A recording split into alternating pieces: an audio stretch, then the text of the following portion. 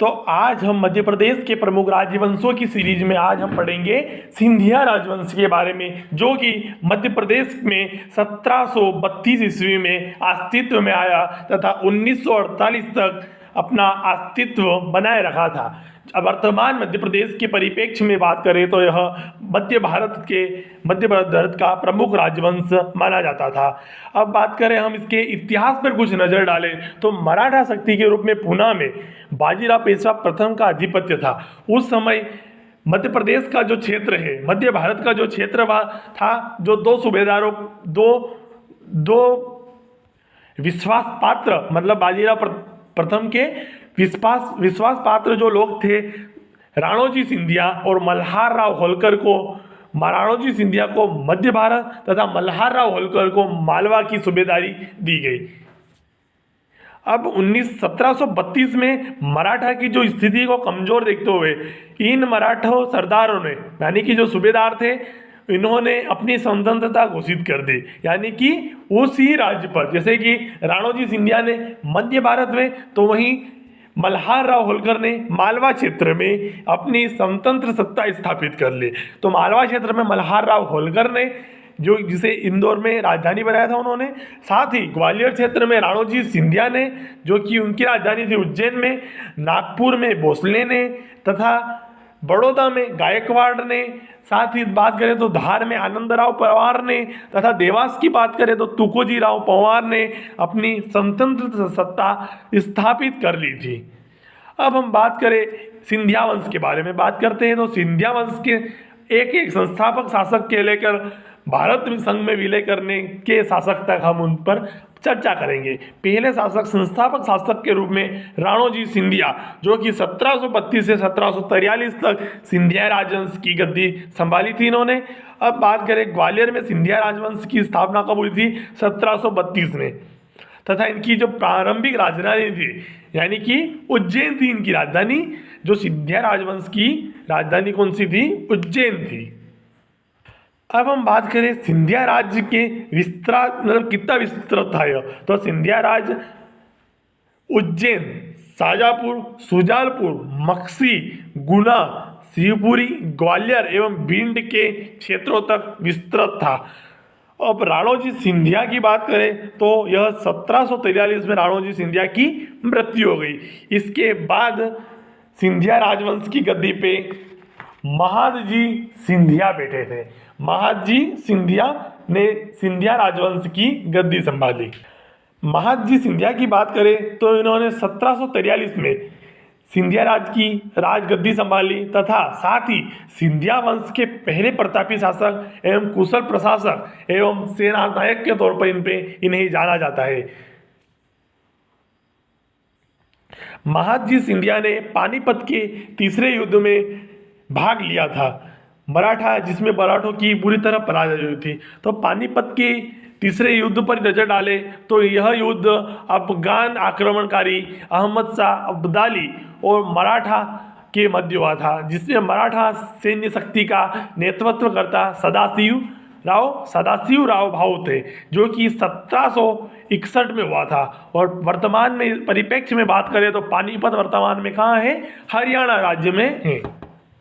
अब पानीपत के तीसरे युद्ध में तो मराठों को बुरी तरह हार मिली, लेकिन जैसे जैसे बचकर महादजी सिंधिया बच निकले, है ना। तो अब बात करें तो पानीपत के तीसरे युद्ध के पश्चात माहेठ के जाट सरदार लोकेंद्र सिंह ने ग्वालियर किले पर अधिकार जमा लिया। तो माहेठ कहाँ पड़ता है? माहेठ वर्तमान भिंड में पड़ता है, जिसके जाट सरदार लोकेंद्र सिंह जाट ने ग्वालियर के किले पर अधिकार जमा लिया। महादजी सिंधिया ने पुनः प्राप्त करने का प्रयास किया, लेकिन वे असफल रहे। इसी दौरान उन्होंने दिल्ली के मुगल शासक शाह आलम द्वितीय की सहायता से 1765 में ग्वालियर के किले को प्राप्त करने में वह सफल रहे। तो महादजी सिंधिया किसकी सहायता से पुनः अपने ग्वालियर किले को प्राप्त करने में सफल रहे? तो मुगल शासक शाह आलम द्वितीय की सहायता से। हमारा अगला बात करें तो सिंधिया वंश का वास्तविक संस्थापक भी महदजी सिंधिया को माना जाता है ना। महदजी सिंधिया को सिंधिया वंश का वास्तविक संस्थापक माना जाता है। अब बात करें तो 1714 में पुणे में वनवाड़ी के पास में उनकी मृत्यु हो गई।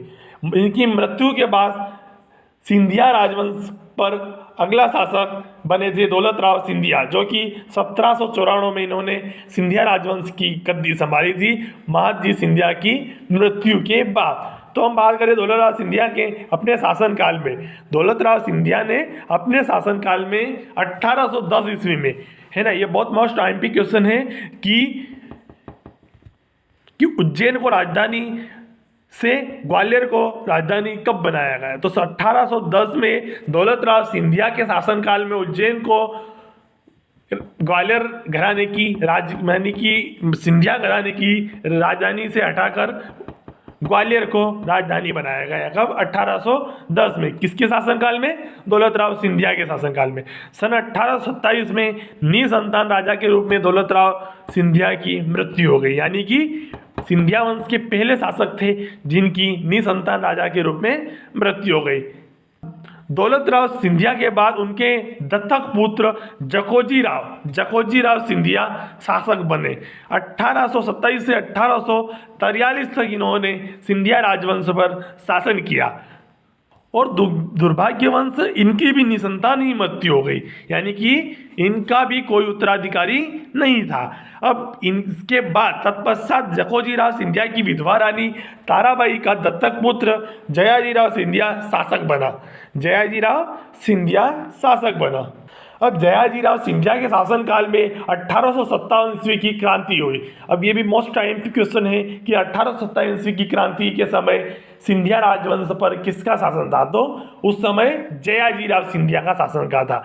और जयाजी राव सिंधिया की उपलब्धि की बात करें तो इन्होंने यूरोपियन वास्तुकला की इटालियन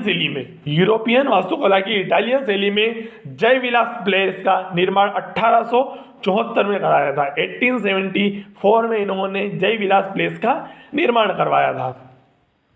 और जय विलास पैलेस के वास्तुकार की बात करें तो इनके वास्तुकार थे माइकल फिलोसे। और यहाँ पर कहा जाता है यहाँ चांदी की ट्रेन है तथा एक बड़ा झूमर भी है। वर्तमान में इसे जीवाजी संग्रहालय के नाम से जाना जाता है। अब जयाजी राव सिंधिया की मृत्यु के बाद सिंधिया राजवंश के अगले शासक हुए हैं माधवराज सिंधिया प्रथम, जिन्होंने 1886 में राजगद्दी संभाली थी। सिंधिया राजवंश पर की राजगद्दी पर वह बैठे थे। इनके ही शासनकाल में 1905 में पहली बार मध्य प्रदेश में विद्युत का निर्माण किया गया जय विलास पैलेस के लिए। जय विलास पैलेस किसके द्वारा बनाया गया था? तो यह जयाजी राव सिंधिया के द्वारा इटालियन शैली में निर्मित था, जिसे वर्तमान में जीवाजी संग्रहालय के नाम से जाना जाता है। तथा माधवराज सिंधिया ने 1905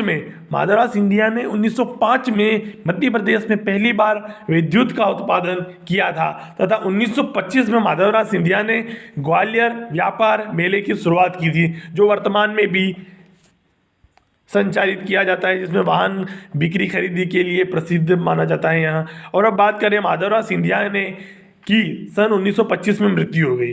माधवराज सिंधिया की 1925 में मृत्यु हो गई तथा माधवराज सिंधिया एवं सांख्यराज सिंधिया की छत्रियां शिवपुरी में निर्मित की गई हैं।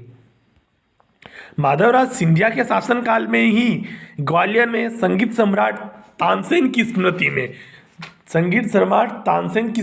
में तानसेन समारोह की स्थापना हुई है। तानसेन समारोह की शुरुआत माधवराज सिंधिया प्रथम के शासनकाल से ही मानी जाती है। अब हम बात करें तो शिवपुरी में एक राष्ट्रीय उद्यान है, वह माधवराज सिंधिया प्रथम के नाम पर जाना जाता है। और शिवपुरी की बात करें तो यह सिंधिया राजवंश की ग्रीष्मकालीन राजधानी के रूप में प्रसिद्ध था। अब हम बात करें माधवराज सिंधिया प्रथम के बाद अगले शासक कौन हुए, तो माधवराज सिंधिया प्रथम के बाद जीवाजी राव सिंधिया सिंधिया राजवंश की राजगद्दी पर बैठे थे। जीवाजीराव सिंधिया की बात करें तो 1925 से 1948 तक यह सिंधिया राजवंश पर इन्होंने शासन किया। तो सिंधिया राजवंश के अंतिम शासक के रूप में इन्हें जाना जाता है। इन्होंने ही ग्वालियर रियासत का विलय, इन्होंने ही सिंधिया रियासत या ग्वालियर रियासत का विलय भारत संघ में किया था। इनका विवाह राजमाता विजया राज सिंधिया के साथ हुआ है, यानी इनका विवाह जो हुआ है विजयाराज सिंधिया के रूप में के साथ हुआ है। तथा राजमाता विजयाराज सिंधिया की बात करें तो यह भारतीय जनता पार्टी के संस्थापक सदस्य के रूप में तथा इनका राजनीति में बहुत ही योगदान रहा है तथा उस समय शिवपुरी गुना क्षेत्र से यह सांसद भी रहे हैं। अब इनकी बात करें, इनकी संतानों की बात करें तो जीवाजीराव सिंधिया और राजमाता विजयाराज सिंधिया की कुल 4 संतान थी, जिसमें 3 पुत्रियां थी। उषाराज सिंधिया जो कि नेपाल राजघराने से संबंध रखती है, वसुंधरा राज सिंधिया जो कि राजस्थान राजघराने से संबंध रखती है, जो राजस्थान की पूर्व सीएम भी रह चुकी है, और यशोधरा राज सिंधिया जो वर्तमान मध्य प्रदेश में खेल मंत्री के पद पर है। साथ ही साथ बात करें तो माधवराज सिंधिया भी राजनीति से ही संबंध रखते हैं, कांग्रेस पार्टी से यह संबंध रखते हैं। यह शिवपुरी गुना क्षेत्र से सांसद भी रहे तथा इनकी विमान दुर्घटना में कानपुर के समीप 2001 में इनकी मृत्यु हो गई थी। तथा इनके पुत्र भी मिलते हैं जिनका नाम है ज्योतिरादित्य सिंधिया, जो कि शिवपुरी गुना क्षेत्र से 4 बार सांसद रहे। साथ ही साथ वर्तमान मध्य प्रदेश में राज्यसभा से वह सांसद भी हैं।